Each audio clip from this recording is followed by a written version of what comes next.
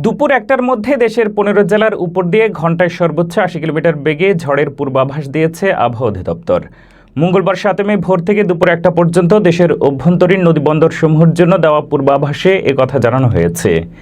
এতে বলা হয়েছে, টাঙ্গাইল, ময়মনসিংহ, ঢাকা, ফরিদপুর, মাদারীপুর, যশোর, কুষ্টিয়া, খুলনা, বরিশাল, পটুয়াখালী, নোয়াখালী, কুমিল্লা, চট্টগ্রাম, কক্সবাজার এবং সিলেট অঞ্চলের উপর দিয়ে পশ্চিম উত্তর পশ্চিম দিক থেকে ঘন্টায় ৬০ থেকে ৮০ কিলোমিটার বেগে বৃষ্টি বা বজ্রবৃষ্টি সহ অস্থায়ী দমকা হাওয়া বয়ে যেতে পারে। এ সময় এসব এলাকার নদীবন্দরগুলোকে ২ নম্বর সতর্ক সংকেত দেখাতে বলা হয়েছে। এদিকে আবহাওয়ার ৭২ ঘন্টার পূর্বাভাসে বলা হয়েছে, লঘুচাপের বর্ধিতাংশ পশ্চিমবঙ্গ থেকে বাংলাদেশের দক্ষিণ পশ্চিমাঞ্চল হয়ে উত্তর পশ্চিম বঙ্গোপসাগর পর্যন্ত বিস্তৃত রয়েছে।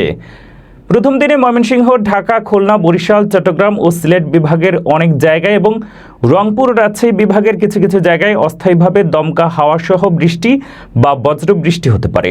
শিলাবৃষ্টিরও আশঙ্কা রয়েছে।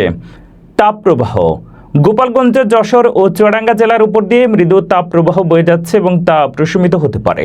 সারা দেশে দিনের তাপমাত্রা ১ থেকে ২ ডিগ্রি সেলসিয়াস কমতে পারে এবং রাতের তাপমাত্রা প্রায় অপরিবর্তিত থাকতে পারে।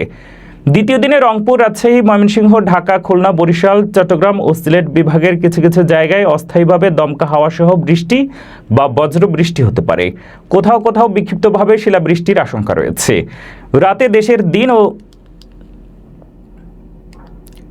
সারা দেশের দিন ও রাতের তাপমাত্রা প্রায় অপরিবর্তিত থাকতে পারে।